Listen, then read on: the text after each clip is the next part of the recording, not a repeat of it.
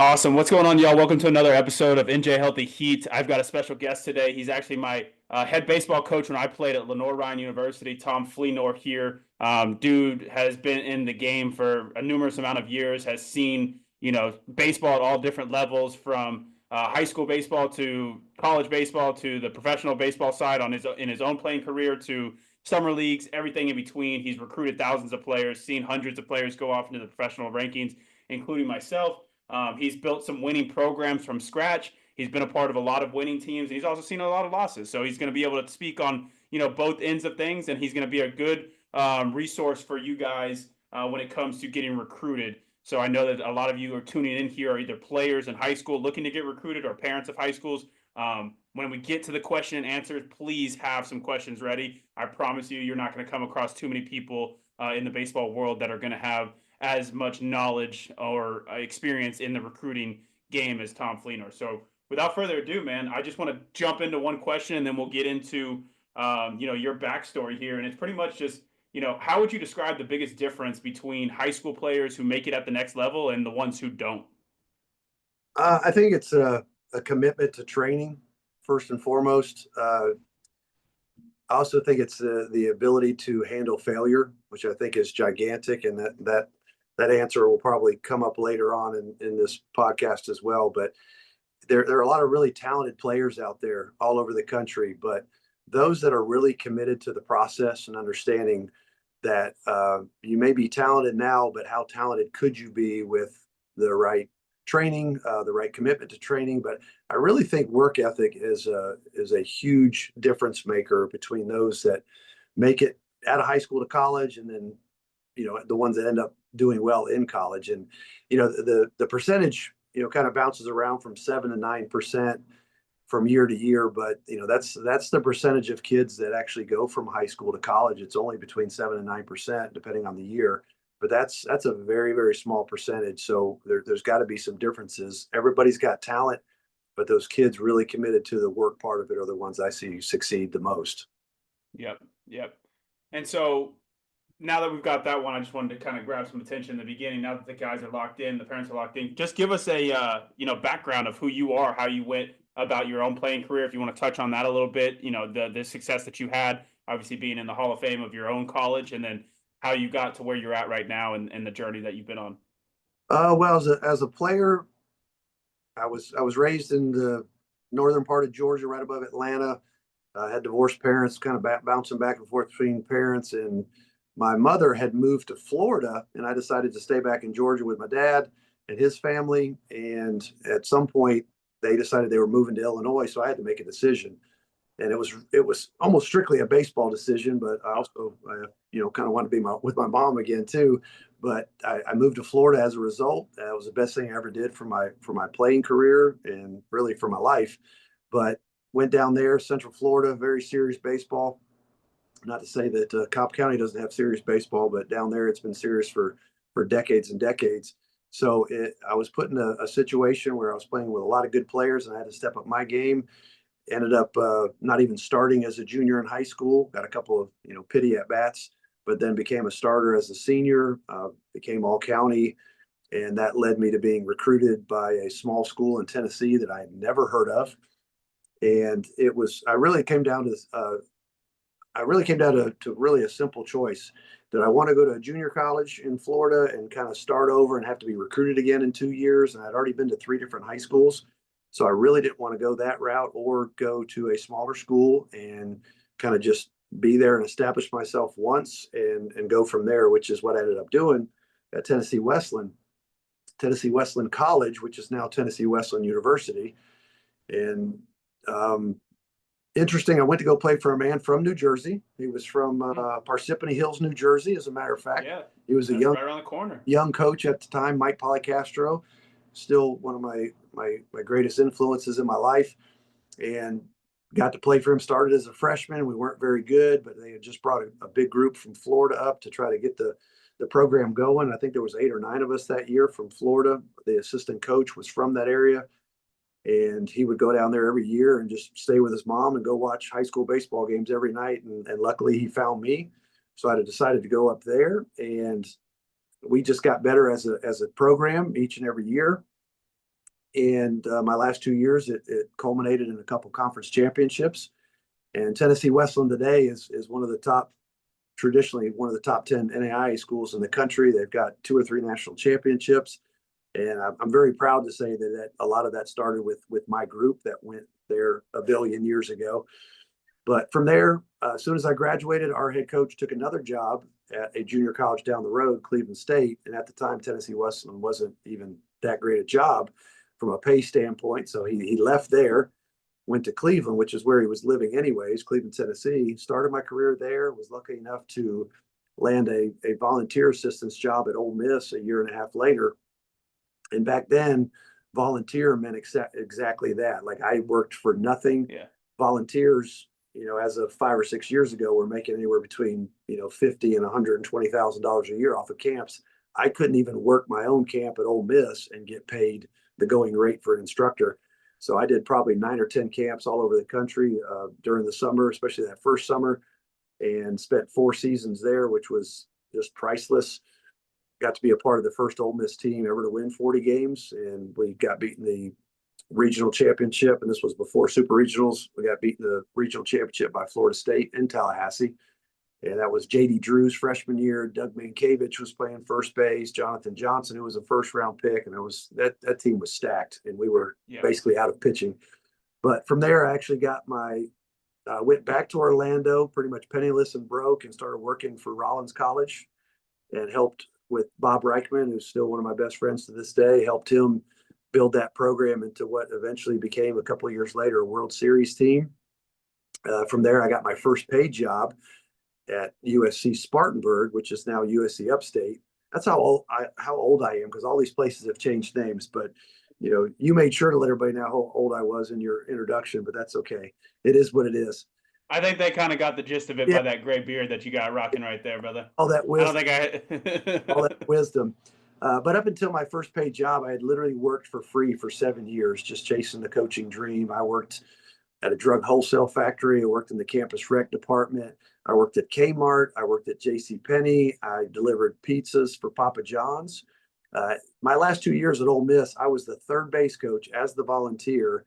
And it just sounds crazy to even say, but we'd be in Baton Rouge and I'd be coaching against, in front of 7,000 people every night in a 3-game series. And then we get home, and the next night I'm in my truck delivering pizzas for Papa John. So, what looked like a very cushy job that I had in the SEC was paying me nothing. So, but to chase that dream of to be a college coach, and that's all I ever wanted to be, I had to do those things. A lot of people aren't willing to go through that these days. They work for free for 1 year and wonder why they're not a big time full-time paid assistant at a college. But from USC, I kind of lied when I was up for the job at USC Spartanburg. The guy had asked me if I'd recruited before, and I was like, "Oh yeah, I've done a lot of recruiting." I hadn't done any recruiting, and it just happened to be my thing. So we hit the ground running. That program had averaged 14 wins a year for the previous 10 years. And by year 2, we had our first winning season since they'd entered Division II ranks. And our last 3 years there, we won over 100 games, and we actually reached the top 25. And that program is, eventually was, Division I. My last recruiting class there was actually the first Division I class in their history.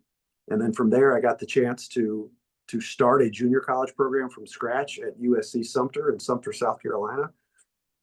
They gave me the opportunity to build a program and said, "Hey, you're not going to have any scholarship money, and you're not going to have any budget money. And right now you don't even have a practice field or a place to practice, period." So I said, "Yeah, sign me up." And I don't think it could have gone any better. We won 37 games that first year with nothing but true freshmen. We actually had a couple transfers, but they were redshirt freshmen. Everybody was a freshman. Year 2, we were 52-11 and finished ranked 3rd in the country.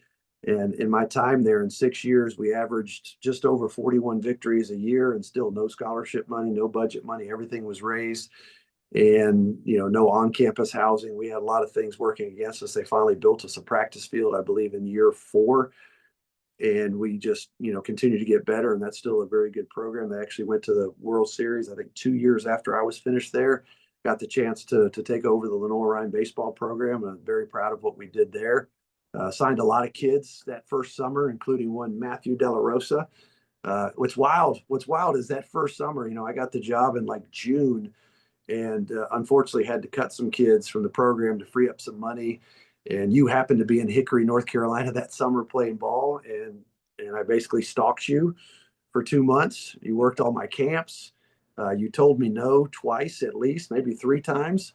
But that summer, not only did we get you committed, but we had Brantley Rumford, who was a two-time All-Conference player for us. We got Wes McGuire, who's a minor league pitching coach, who previously ran the what was that place he ran? The Florida Baseball Armory, Director Armory, of Player Development. Armory, and that's what got him into pro baseball. Who else did we have that summer? John Luke Curtis. John Luke Curtis, 8th-round pick. We already had Thomas St. Clair and some other guys, but we signed a heck of a class in about a month and a half there. But I was very proud of what we did there. And now I'm at Thomas University, and a little bit warmer weather as we get older. That those North Carolina winters get a little bitter, especially when you're trying to coach in them. Because I don't care what they tell you, college baseball is not a spring sport. It is mostly a winter sport. It doesn't get spring until the end. And I know you had trouble. I know Ivan Vietes from Miami had just a terrible time with the weather. It was tough. It was tough. But now I'm at Thomas University, and I really like what we're building here. It's taken a little bit longer than I wanted to, but we've completely changed the culture, and I think we're bringing in great kids. We're killing it in the classroom. We're raising a ton of money every year, and trying to just make things nicer for the guys. We're making constant improvements to our facility, and just qualified for the conference tournament again for the second year in a row. So we're very proud of that. But I think that's kind of got us up to date on my path, and I'm sure there's a whole lot more in there. But that's to try to keep it as short as possible. That's a way to sum up a 32-year career. Yeah. A little bit of playing career in the Tennessee Westland part of it, but that's where we're at. So that was kind of like 36 years in a nutshell. There you go. Yeah. Long story short, ball. You know your way around the baseball field. You mentioned that you've definitely coached some players who have been to the big league level, who have played professionally. When you get them in college or you're seeing them, like, what is one or two things that you can point to and say, like, all right, this is what separates these guys from just like the regular run-of-the-mill guys who are coming through your programs? Like, what is it that makes them a professional outside of just like the talent, right? Like, everybody who goes to play professional baseball has extreme talent. What else is there that you can point to and say that that's professional guy there? I mean, it's still that commitment to the work. I mean, and I'll go back to that over and over again. It's amazing the range of professional players that I've had. I've been fortunate enough to coach a couple of first rounders and everywhere in between. And I don't even know what the number is. It's well over 125, and believe 17 of them. I saw 125 on your. Yeah. That hadn't been updated in a while, but I mean, I don't think it's any more than 130, 135. But the biggest thing that I didn't make any of those kids into pros. I think the biggest thing I did was not mess them up. But I'm sure there's some kids out there I probably did mess up and keep them from playing professional baseball. But we won't talk about them. But I think obviously the talent part of it is one thing, and they ranged everywhere from kids that just did the minimum and they were just so talented that they got that opportunity. But I think those were the ones that kind of flamed out in minor league baseball. And then you got those other kids that worked their tail off. Some made it, some didn't. And, it just, there's a lot of luck involved. But, the talent gets you in the door. The work and the commitment to the process really separates them from other players. Because at the end of the day, professional guys, yes, they care how good you are. But if they know they're going to have to always motivate you and talk you into working, you're not a good investment financially for that organization. So, and honestly, the human being that they are, I think it's talked about a lot at the college level, but it's very important at the professional level too, because you don't want, for lack of a better term, you don't want turds in your organization, no matter how good they are, because they will be weeded out, they will be found out, and those are not your organizational builders. So it literally always comes back to the work, because if you've got talent, you better work at it, or you're just another talented guy that wasted his time and wasted other coaches' times with not putting everything you could into it. So for me, it just always comes down to work. I mean, Yeah. you're a prime example of that. You're one of the hardest workers I've ever had. I'm not just saying that because I'm on your podcast, but I mean, you were a guy we had to be like, okay, Dela, just seriously, just stop, stop, and that's good. That's what we want as coaches. We want people we have to rein in rather than always having to, pat them on the butt and say, you can do this, you can work hard. And some people just have it. And that's a testament to your parents, other people you've been around, other coaches you've been around, and just the person that you are. And that's that really is the separator. And I fully believe you would have made it had it not been for unfortunate injury. And I don't even think it was that, coach. Coach, I don't even know when the last time we talked about all that. Man, I developed the yips, man. I couldn't even throw a baseball 60 feet, dude. oh Lord, I didn't even know about the yips.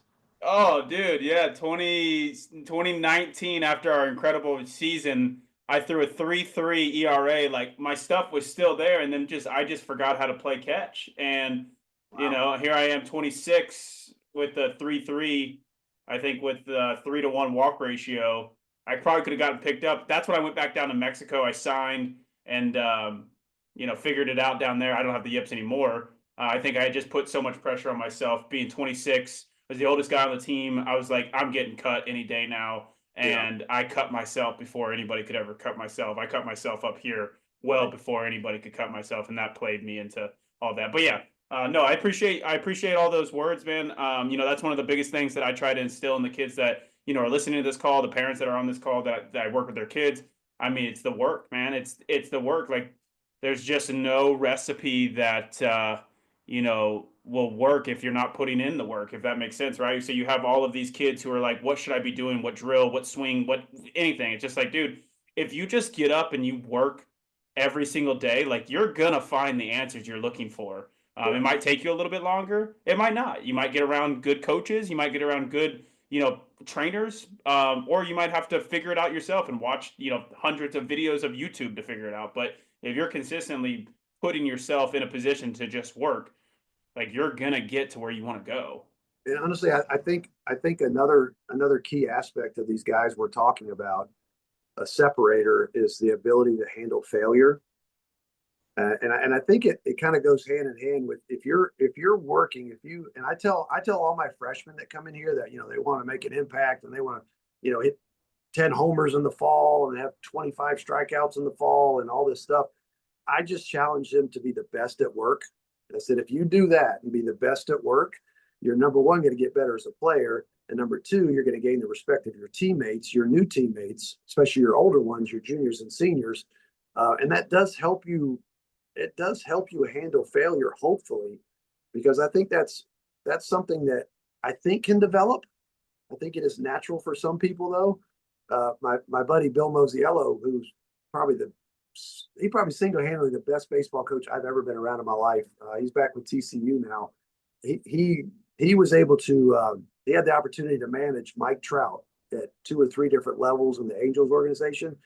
And he said the most impressive thing about Mike Trout, he didn't talk about his speed, he didn't talk about his failure or his power, his speed, arm, which he didn't have a great arm, but it's Mike Trout.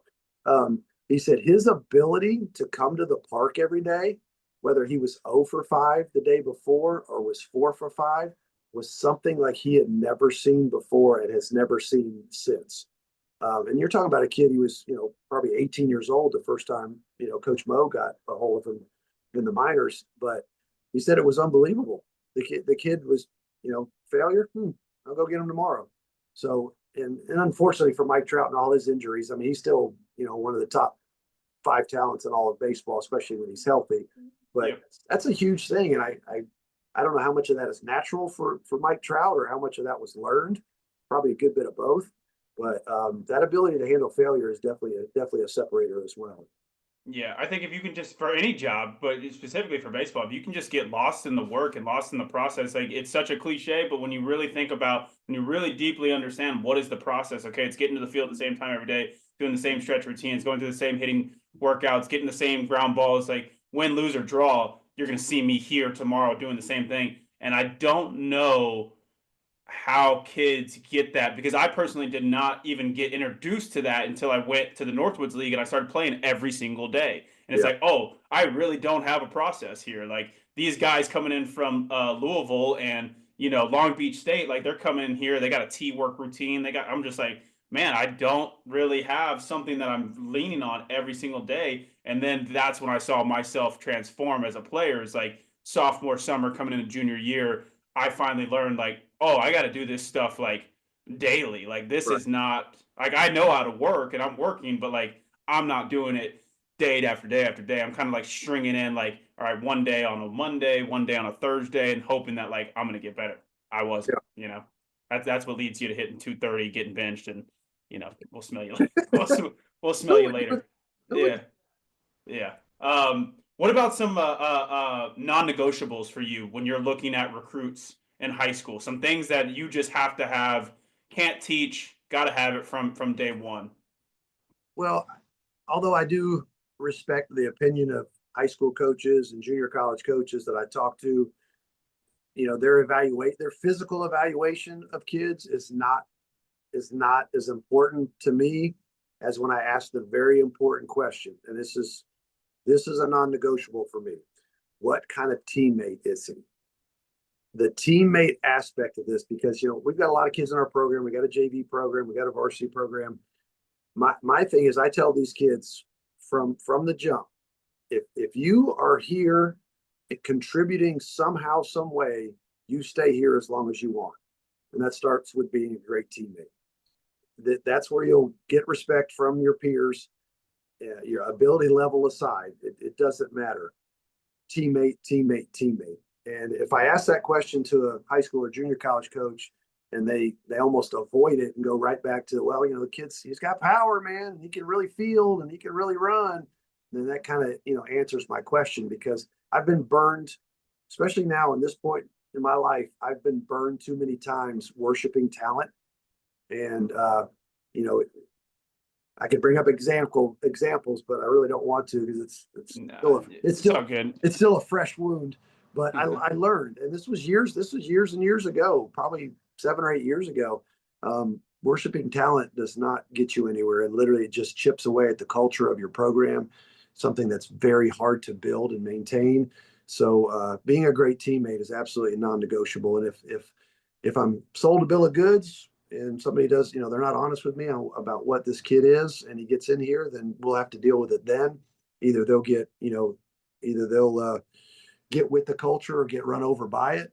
If that doesn't work, then, we'll just have to ask them to leave. But that's really, for me, the only time I ever will ask a kid to leave our program is that kind of stuff. And again, we're back to, everybody's got talent at some level or another, but the teammate part of it is so crucial for me, and especially as my priorities as a head coach have evolved.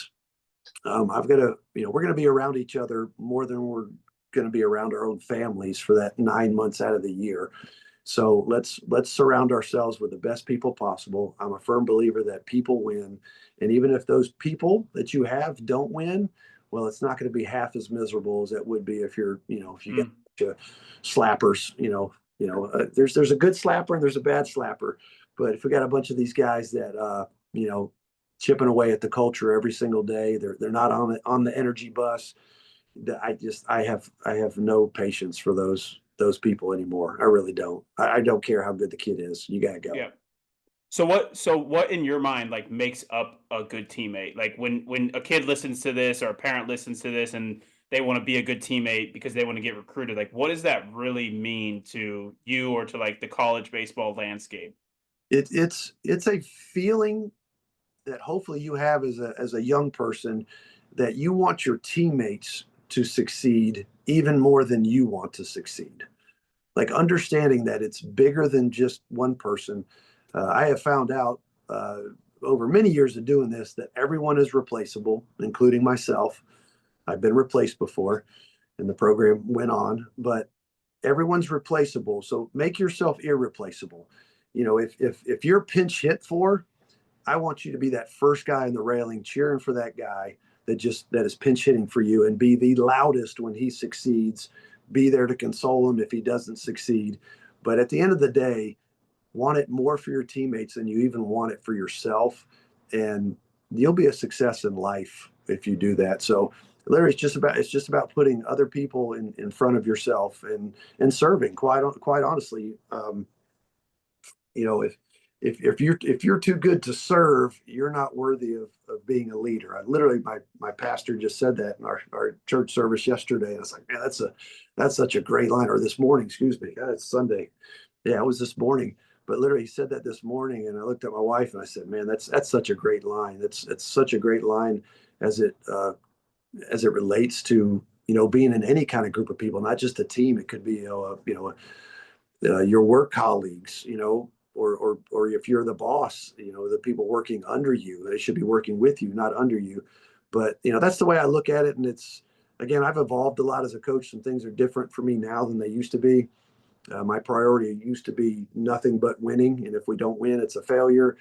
But now, yes, I want to win, and you won't meet anybody that wants to win as bad as I do. But at the end of the day, it's just different now. Surround myself with great people, and the losses aren't going to hurt as bad. As a matter of fact, the losses for me now hurt worse for the kids who really want it. And as long as it still hurts the kids, I know I got the right kids. If the losses don't hurt them, then I don't have the right people in my program. So at the end of the day, just wanting it more for other people than yourself, to me, in a nutshell, describes a great teammate. Mm. Well said. Well said. What's something you think that high school players think is important in recruiting, but really like doesn't necessarily matter? That's Yeah, because just plain and simple. Because you could be playing for a 1A program and hit 500, and you've got the greatest stats ever, and you're that pitcher on that 1A program, and you got a 1 ERA, and you're striking out 2.5 people per inning, and the stats just don't matter. You could have way worse stats playing at a higher level of high school baseball, a higher classification, and those stats are probably going to translate more to the college game. So at the end of the day, people really do get wrapped up in stats. And now, right now with all the, oh, my exit velo is this, and that's driving me crazy. I've got a consistent launch angle of 28.7 degrees. Well, that's great. Funny line I saw on social media said exit speed really doesn't mean anything if there's no exit. So your ability to put the barrel on the ball is what's important. Granted, those numbers are important in measuring certain things, but I can watch a kid hit and hear the sound of the bat, or watch how far the ball is going and go, hey, that kid's got pop. I don't yeah, need that number to tell me that. Now, if I do, if I am privy to some of those metrics and go, okay, this kid's, consistently 98 miles an hour, off the bat. Well, okay, he's strong. He's strong. That's about where I leave it. I don't know if he can yeah, breaking ball. I don't know if he can hit an 85, plus mile an hour fastball. People used to talk a lot about bat speed. Now that was the thing before the metrics. Bat speed. He's got great bat speed. Well, again, bat speed is great, but without the ability to put barrel on ball, it really doesn't mean much. So it's still, as advanced as we've gotten in some of those things, it still doesn't replace your eye, your gut, your experience, and what the kids can do on the field. And, that's still kind of going to make my decision as a coach whether I recruit them or not. Metrics are fine, but and stats are, almost useless. I mean, one of our draft picks, Justin Dean, he hit 160 as a junior, and nobody recruited him because he hit 160 as a junior. Well, he was a 17th round pick as a junior out of a Division II school, and he came to our place as an invited walk on. So obviously, stats didn't matter much because that kid came to prospect camp, and I was like, what am I missing? What is yeah, everybody else missing? Am I the one that's dumb in this? That this kid is awesome. And sure enough, he started every single game that he was healthy from the time he stepped on the Lenore Ryan campus. And, thank goodness I didn't pay attention to those stats, because I would have been sent down the wrong. That would have been one less draft pick. yeah. I think when you just get around enough, like when you are being recruited at a high school level, you do think that the stats are the most important thing because that's all you have to hang your hat on. Like this is what I have to show for myself. They don't understand, and I didn't understand as a high schooler, and how putting these types of conversations and putting this type of information out there will help them understand that like when you're being recruited by guys who have been in baseball for a long period of time, or if they're new into baseball as a coach, they definitely have seen high level baseball or been around it. They know what a good baseball player looks like. Like it's an eye test, and it's hard to quantify what an eye test really looks like. But like you said, like you can watch somebody hit a ball and just go like that guy can hit. that guy is strong. Or you can watch a guy throw on the mound and be like, that guy throws hard. You don't need to know what the spin and all of that stuff is and what his Right. stuff looks like. Can that guy consistently land a off speed in the zone? Is he able to throw an 0-0 breaker instead of just straight fastballs? If you watch a guy play baseball for 2 games, for the most part in high school, you can tell whether or not that's somebody that you enjoy watching their game. Do they run hard down the line? Do they make the routine plays? What does it look like when they are striking out? Because there's good strikeouts and bad strikeouts. Does Right. this guy look like he's way out of the zone and just chasing pitches all over the place, or did this guy get his hacks off in the zone? Maybe bowed a couple off and then struck out. That's a whole different player, and you're like, I Or, can or, deal with or, that or an guy. called one that far outside to strike him out. Yeah, definitely. Yeah, definitely in high school. I watched one the other day. I posted, oh my God, a pitch out. The catcher literally caught it in the right-hander batter's box. Dude called it a strike, and I was like, oh my God, this Yeah. is nuts. Yeah. But yeah, I think most high school players and parents just need to understand that like your kid's being evaluated by people who know baseball, And and if you think about it, a high school season generally lasts 20 to 25 games.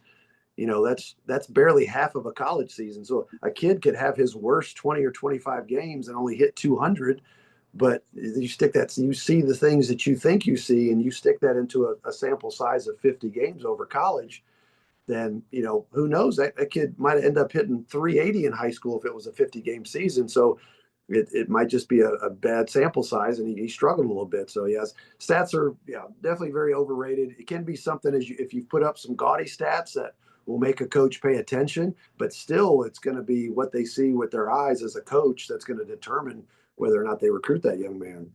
yeah. Do you think there's any schools out there that are going recruiting strictly off of analytics and they're only recruiting players based off of numbers? Do you think there's a school out there that exists? Uh, I would have to say yes, because it's baseball. I just think some of these folks, and it's the younger generation, I think, and they'll figure it out. They'll figure out, hopefully, that's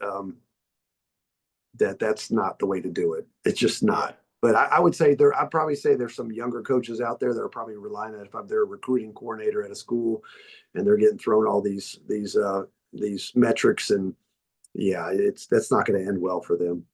They'll Yeah. figure it out, or figure out another profession. Yeah, definitely, definitely. But let's move on to the parent side of this. I have a lot of parents that listen to this. I talk to a lot of parents throughout all of this. In the role of recruiting for a high school kid, what role does a parent play, or what role should they play, if any? How do they help support their young athlete getting to the next level? Well, Obviously, you as a coach are going to speak, and then yeah, if you can touch on you as a father, helping your own son get recruited in the baseball world. right. I think you said the word that I was going to choose, and it's just support. Okay, they need to support their young player son, and they've got to allow them to fail as well, and not try to fix everything for them, because it teaches some bad habits. Because if parents are fixing everything for them now, when they do go off to a college program, and whether they're an hour away or 10 hours away, it's going to be their time to grow up and be an adult, even at 18 years old, and handle their business. But if parents would just support their child, do whatever they can within their means to help them. uh, you know I know getting hitting lessons isn't cheap. Getting speed and strength training, lessons, it's not cheap. And some parents literally can't afford that. So let's figure out another way to do it. And that's a form of support too. Support's not just, hey, I've got more money than I know what to do with, so I'm going to sink it into every lesson I can pay for my kid to be at, every camp he can go to, and thinking that that's the way I'm helping them. Um, the other part of this is be realistic. Be realistic with your child's ability. The end goal is to find the best fit for them in college. There is, with social media being the way it is, I don't need me to sound like an old fogey, because I love social media in many aspects, but too many people are doing things now just for that commitment post. If a kid ends up, committing to a Division I school, and knowingly that kid is probably not going to play there, and in a year and a half, they're going to be looking for another school, and they don't usually, do another post. Well, now the post is, hey, I went through the transfer portal. That's the big one. And then I looked this kid up, and he was the 73rd player on Erskine's JV team, and then and they're in the portal now though, because it sounds cool. The best thing to do is try to be realistic with your child. It's about the best fit for them and what the most enjoyable experience is going to be. You play college baseball. You want to play college baseball so you can do exactly that, play. And I use this all the time with recruits. 10 years from now, nobody will give a crap where you played college baseball. Your wife won't care, your boss won't care, and your kids won't care. But they'll care about how good of a husband you are, how good of an employee you are, and how good of a dad you are. So let's get them the best fit possible where that entire growth process is going to happen for them. And college baseball is just, it's just a small part of that. It's a cog in the machine, if you will, or it's part of the process. And again, 10 years from now, nobody will care where you played college baseball, but you will care that you got the very most out of it. So if that means you go to an NAIA school, if that means you go to a D3 school, if that means you go to a Division II school that's not very good, who cares? Find the best fit possible to where you're wanted and the most needed. And parents have to go along with that. And not just, oh, you could do a whole lot better. You could do a whole lot better. Oh, Matt, you could do a whole lot better than Lenore Ryan. And I'm sure you heard that from people at the time because we weren't that good. But sure enough, you helped build. My whole lot better was going back to Cisco, brother. Exactly. It was not like I was turning you down to go to Texas. And build on those 8 at bats you got as a freshman. There you go. Yeah. So, but you know what? You saw the light. You made a great decision. It worked out great for you, worked out great for us. I mean, we all won in that, with that commitment to us. But just think, I mean, what would have happened? I mean, I don't know if you ever think about that. What if you'd have gone back to Cisco because of what you were being told? You're going to be my starting shortstop this year. I know I only gave you 8 at bats last year, but you're going to be my guy this year. And so those are hopefully decisions that parents can help their kids make and sort through the fluff, and don't do it for the social media post. Do it for the experience you're about to have for the next 2 to 4 years. And at the end, that's what I hope parents can do is just support them and not give them unrealistic advice. Because at the end of the day, this is about their kids' experience. It's not about the parents' experience. The kid is the one going to college to play baseball. The parents are just, they're going to be there to watch and support. So support and be realistic with your kid. Don't be afraid to tell them no. Don't be afraid to tell them, hey, you're not going to LSU. It's okay. You can go there for grad school when your Division III baseball career is over and go to LSU and have a good time. But it's just such a very small window that you get to play college baseball. So make the most of it. And the parents should really, guide their kids in that direction to get the most out of it. And again, I can't say it enough. Just be realistic. Be realistic with your kid. We got a couple more questions here, and then we'll get into the Q&A session for everybody. So what's something that a high school player can do today to make themselves more marketable to college coaches? Make a video,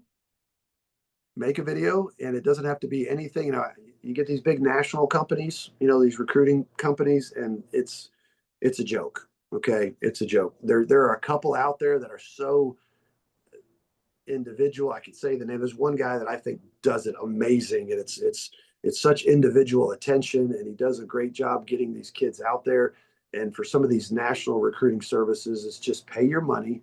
We don't care how good you are. We're going to splash that to every college email that we can find. And it's like, I mean, serious. The other day I got one for a 2030. A 2030. I mean, I had to figure out if that was like 6th grade or something. I don't even know what. But a 2030, come on. That is a recruiting service taking your money and going, hey, we're going to get your kid on the radar. Well, it's real simple. Make a video. It doesn't have to have music to it. It doesn't have to be anything professionally done. Show yourself running. If you're a position guy, running, throwing, fielding, hitting. That's it. That's it. And don't send an email to a coach without a video. Make the video. Make sure. My son wanted to make a video for so long, and I literally kept telling him, "Bro, you're not good enough yet. You only have a one chance to make a first impression." And he finally got to the point where I thought he was good enough. So okay, now it's time to get some footage. So for him, we waited until then. And, you know, again, some of these big national recruiting services are stealing the kids' money and paying for graphics and music and all this stuff. And it doesn't take that. Just some of the best players literally I've ever signed was just, and this, again, this shows how old I am. Some parent with a camcorder, one of the big old honking things. They got then they were about this big, but just doing it and not even like well edited, and it's okay. But we just let us see all that stuff. And Yeah. I'll tell you, I will watch every single video like that. I will watch the recruiting service ones, maybe a half, maybe a third, but the ones that are just done, by themselves personally, I'll watch those things. So I'm like, man, that took some effort. And don't just And it really don't take much though, no, Flea. It really no, don't. I zero work with kids. zero I cost. work with kids. I don't market that I help with the recruiting side to anybody, but when I'm working with a kid and they're ready to be recruited and they've got, what I think, I'll show them how to do CapCut, and it takes Yeah. 30 minutes. It takes 30 minutes. You got video, we got an iPhone now. Tell your parents to record it like this, get it, and let's just chop it up. And you're right. Like Yep. it doesn't need to be anything crazy. I try to deter people. I don't know. You obviously know more than I do about the recruiting services out there from what I've heard from players that I've played with and then some parents out there. I haven't heard great things about them. So I always kind of deter people away from working with them because I just say, from the conversations I've had with coaches like you, other coaches that that I know, they want personalization from you. They want to know that you give a what enough to make it, and that shows more character than paying somebody to do it. That shows that like I took the time to learn this for Yeah. you. And I've never looked at a recruiting video and went, "Ooh, this is my favorite song. I'm glad I'm going to recruit this kid. He's taste in music." No, it doesn't have to be anything like that, man. Just show us what you got, and that'll either get me interested and start the conversation, or hey, this kid stinks, and Yep. and and I'll even give kids advice sometimes. Kids that a lot of them that are, man, they email you over and over and over again. I finally just say, bro, this it's not happening. Let me give you some advice, and I don't mind helping those kids out either. I get it a lot on Twitter/X. A lot of kids, and I have signed some really good kids off of social media posts that I saw, and we just started a conversation. I've got a kid right now that's a shortstop from Dallas, Texas. Found him on Twitter, and I just started that and saw his video. Like, dang, this kid is a stud, and he's here now, and so it doesn't take much. The lights and the glamour and all that kind of stuff of these professionally made videos, that ain't it. It's not impressing anybody. It's not impressing anybody. It just means that you might have a little bit more money than somebody else that just made their own video. But I like the personal videos. One of the best players I ever signed, Chris Nowak, made it to AAA. He's from Wisconsin. I saw him fielding ground balls on a wrestling mat. Okay. The top floor of the gym. They had like the gym, and then there was another level. He was taking ground balls on a wrestling mat, and then there was some clips from some tournament he had played at in Arizona. Kid was a AAA player. That's all it took. No music, no nothing. So that got me interested, and obviously I saw a lot more after that. But it's like, man, that's pretty good. Am I seeing what I think I'm seeing? And it don't take much.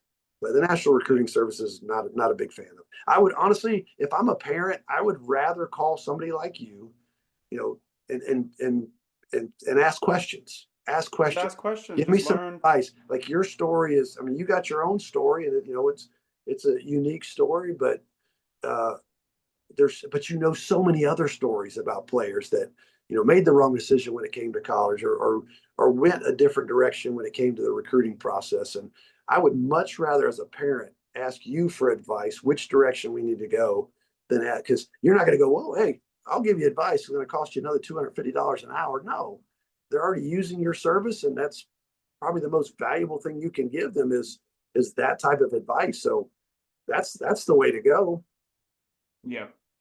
Yeah, no, the recruiting stuff. First off, I didn't even make a recruiting video. It's probably why I only had one offer out of high school as well.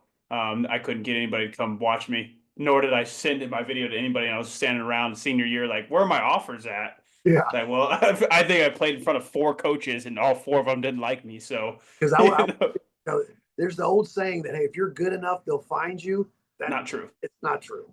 Not true. Not You true. got, Defensive player of the year, yeah, all state.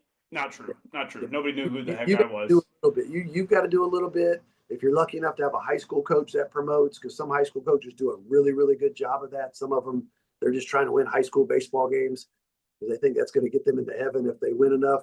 But at the end of the day, you got to do some work too. You got to do some work too, because I know some high school coaches that are very good at it, and I use those people, and they're straight up with me and they're honest with me. And I got two kids coming from a program in Jacksonville that traditionally they're not very good. And he's like, Tom, I know I've I've sent some clunkers out in the past, but this is absolutely the best team I've ever had in my life. And sure enough, they just won the region title for the first time in, I don't know, 1,000 years. And I literally got their two best players. So I trust this guy. He tells me like it is. And, I'll go back to him. I'll go back to him Yeah. because he's now not, now he understands because he has sent me, a clunker, but the kid actually would have been pretty good. A lot of stuff, injuries and stuff. So it wasn't really a clunker, but just they've not traditionally been a winning program. And he was very upfront with me and said, "Man, this is the best team I've ever had." And sure enough, they're showing it. But trust that guy, and a lot of high school coaches, a lot of high school coaches. So yeah, that's the route to go, man. No, not somebody running a recruiting service, somebody that's been there and knows a lot of other people that have been there. That's the best piece of advice or the best source of advice that these parents can or the kids can get about the recruiting process. Nice. I've got a question here from one of the parents in the chat here. It says, basically that was a great point on your, don't make a video for your son because, Bradley wasn't ready at the time, going back to that. So when is a good time when do you know that you're ready to make a video and start marketing yourself to coaches? And how do you determine that? Well, I think it's different for every kid. If you're going to be a big time player, one of these Power Five guys, like you'll know probably as a sophomore. I mean, it'll be there. Guys like my son, it didn't happen until summer before his senior year where I really thought, he made a huge jump. And and I'm really glad I went through that. I'm really Was that sorry to cut you off, but let me ask you this too in that same vein, and hopefully you can answer it as well. Is that because you truly felt that he was ready, or did you almost feel like, oh, we're running out of time as well? This is junior year going into senior year, like we have to go now as well. I A think it little bit was of both. I think it was more that he was ready, but a little part of that timing aspect of it. And he was bugging the hell out of me. So there was a Scotia that in there as well. But no, I just he made such a jump. But for my son, he didn't start working at baseball until he was literally summer before his senior year. He Yeah. really saw himself getting passed by because you remember he would come to the field, he would take BP. And I don't know if he was doing this when you were there, but definitely late in my LR career. But he would come, he'd take BP. And it was probably tragic. And he wouldn't take ground balls. He wouldn't stay to watch bunt Ds. He wouldn't stay to watch first and thirds. He would take BP and he would leave. And it wasn't until he started like hanging around, like starting to want to learn some of the other stuff that he started making a jump. But wasted a lot of time, and he regrets that. But yeah, Hard growing up. I think it's different for every kid. And here's the other part of the timing aspect. If it's not until spring of their senior year that they've made this jump and it's time to get something on video that's actually sellable, then that's okay. That's okay. I signed with my college, and I know it was a different time. We didn't even have the worldwide interweb that you guys call the internet, but I didn't sign with Tennessee Western until July after I had graduated. And it was a different time, but I was going to these junior college showcases and stuff, these unsigned senior deals, and there weren't many of them back then. But it was very late for me, and I ended up, like you mentioned before, a Hall of Famer at my school. So timing is a big thing, and I think like juniors right now, juniors that just completed their spring seasons or are completing them now, like they're in a panic. Like, oh my gosh, I'm not committed yet. I'm not being recruited yet, and it's okay. It's okay. Everybody's timing is different, and it's better to wait until you're ready to market yourself than to do it too early. Because, like I said, you only have one chance to make a first impression. You send that to 30 schools before you're ready, then that's 30 schools that you might be good enough to play at, or some of them 6 months from now, but they already saw your video and that kid was it was okay. So yeah, timing is everything, but it really is on an individual basis. Every kid is different.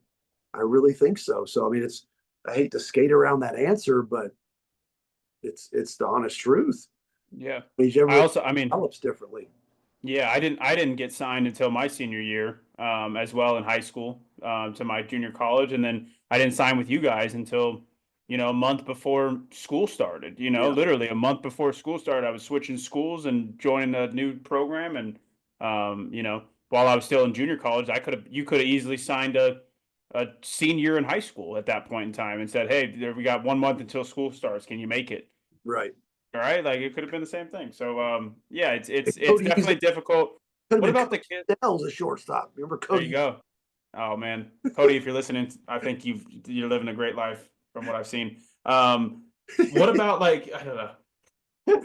You threw me off with that. Threw me Focus, off with that. focus. But what about what about the kids like, what about the kids who want to play college baseball, but let's just call a spade, like they're not the best athletically and they're trying to get to the next level and they really want to play. Like, what do you tell a kid like that who is still, you know, senior year and they're still maybe not something to market there? Like, is that something where you're just like, hey, you got to give this up? Or is that something where it's like, hey, man, you can find a school that's going to take you? You just I have to be I willing to work a truly little harder. I truly believe there is a place for every single kid that at least wants it bad enough.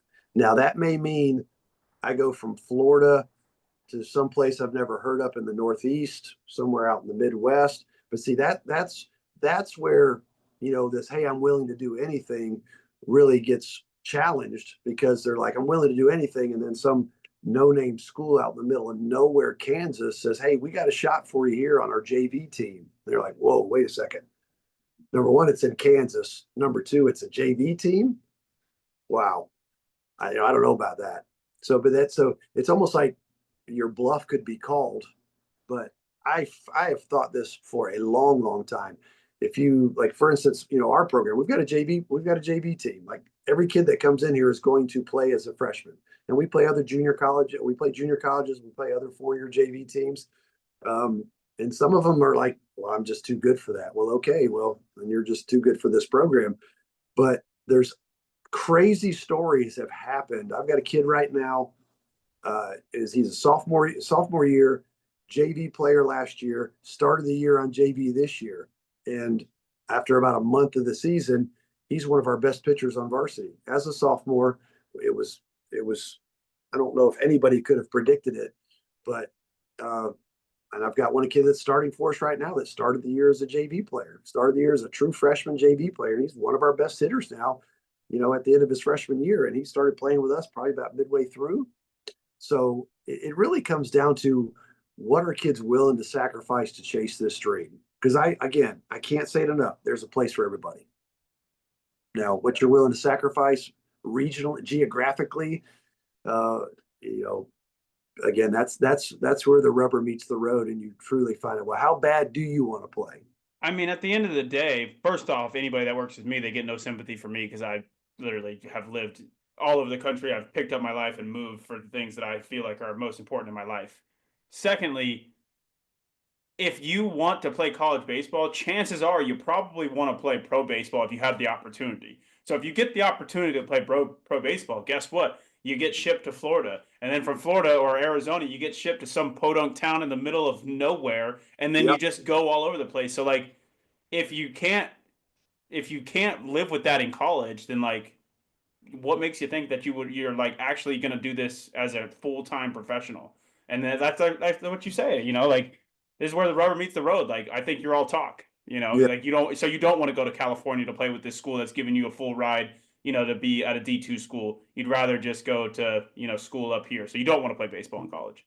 Right. So, and I think that That's a good comparison. And I've got an interesting story. I was lucky enough to coach a guy named Dave DeLucci back at Ole Miss, and he got drafted. Actually, got drafted his junior year. Came back, thank God, because that's the year we won 40 games. Uh, Went to see him in Bluefield. Okay, he was playing for the Bluefield Orioles, and he was, had dinner with him that night, and he was talking about quitting. He was going to quit because he was homesick. He's from Baton Rouge, Louisiana, and he's sick. He's sick of being away from home, and he was going to quit. And I think I had a little bit to do with talking him into continuing to play. And sure enough, guy ended up playing 13 years in the big leagues and was on, I think, two different world championships, at least one world championship team. Those But are good, right? he was going to quit because he was so miserable playing in Bluefield. Yeah. But I guess it's okay when you're playing A ball because you're a professional player, but it's not okay if you're playing on a JV team, for some NAIA school out in Oregon or something. But yeah, again, it just goes to show which kids are built for it, and chase that dream as long as you can, or as long as you're motivated to do it. But there's a place out there. There truly Yeah. is. I think it makes the story cooler too.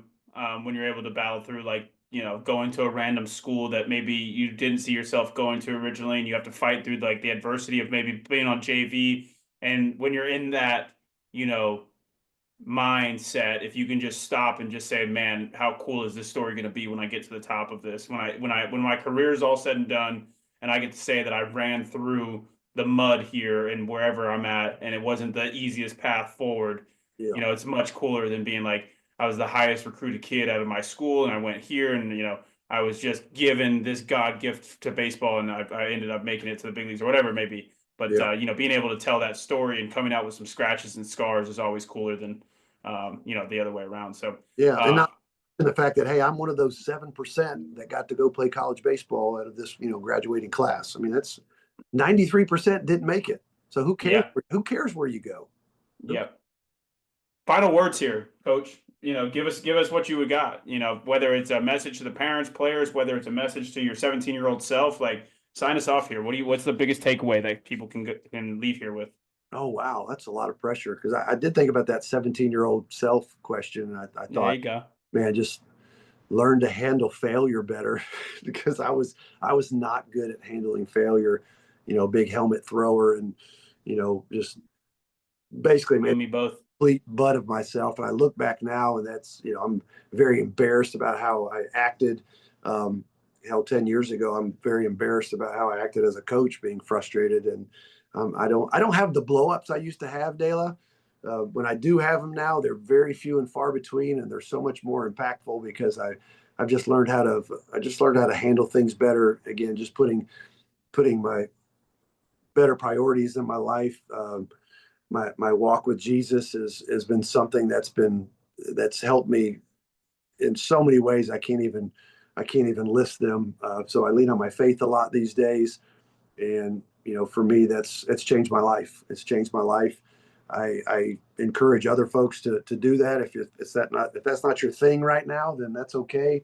We're all on our own path, but I do encourage kids to try to find Jesus, and it definitely makes your life a whole lot easier, because you always have somebody to talk to. You always have somebody to give your cares to, and all your anxiety, especially when it comes to baseball. Man, it helps you handle a lot of things when you can just put things in perspective better. But at the end of the day, man, I had a wise man once tell me years and years ago to be faithful to baseball, and the game will be faithful to you. And I've challenged that saying many times, because sometimes, after a tough loss, it doesn't seem like baseball was all that faithful to me. But then, we get to play again tomorrow, or we get to play again next weekend. So, the games just keep coming. But I love this game. It's been my life, but it doesn't define who I am anymore. And at some points in my life, it did define me. But I'm a lot happier now knowing that it doesn't define me. Who I am as a person does. So much different perspective on the world, and how I want people to view me. And at the end of the day, I've always enjoyed my players, but now it's on a different level, even that it's about relationships. Whatever you do in life, man, being a teammate, just being a person in this world, the relationships that you make, the impact you can have on people, on a daily basis, and especially in this game, Dale. I mean, the people you're making an impact on now, I don't know if you truly understand how awesome that is, but I don't sometimes, you man. I'll you be you honest. will you will. There'll be It's crazy. I it's was looking at some stuff today. I was looking at some stuff today, and just my Instagram account alone had reached 250,000 people in the past month. wow. And it's just like I don't even know how to feel about that on some days. And um, yeah, it's just baseball has been very good to both of us. It's an amazing sport that like you said, like builds these amazing relationships. It's built a life for both of us. Um, and yeah, it's just it's something that can never be taken away from you, really. And I think that to touch on your thing on failure too, I think learning how to deal with failure is something that really helped me and really took my game to the next level. Obviously, you saw it firsthand. Big helmet thrower. I was a big helmet thrower in high school. In the moment that I learned to kind of just let go of that and understand that, yeah, you're going to play again tomorrow, and that again, it doesn't define who you are. Being 0 for 4 doesn't mean that you get to be a D bag, or you get to beat yourself up. I think it's more about beating yourself up, that you're still fine as a person. I think that is really important for young athletes and parents to understand too. Parents, please understand this game is so hard, and your kid's not trying to fail. I promise you, your kid's not trying to fail, and you don't need to remind them that they suck today. They know. They're already beating themselves up internally. Just let them be and just support them from a distance. Yeah, no, Flea, thank you so much for coming on to this platform, man.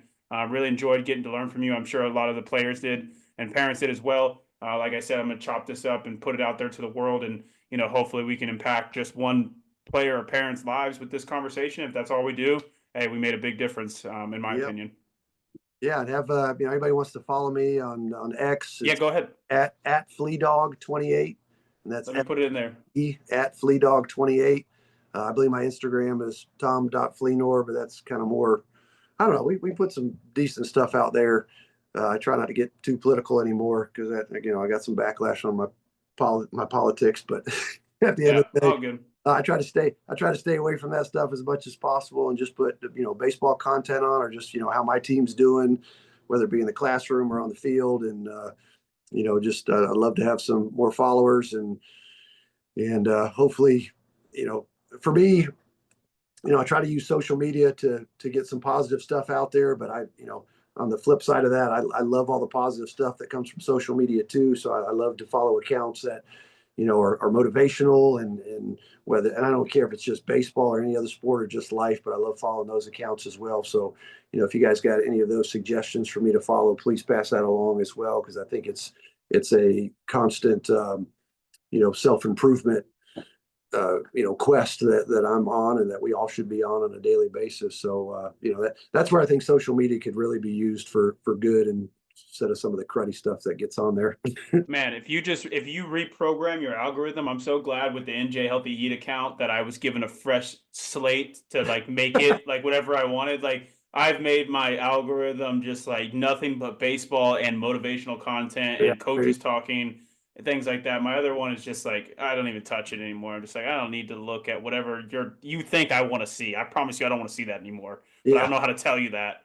I don't know how to get that out to the world that I don't want to see any of that. yeah. Um, so no, that's good stuff, man.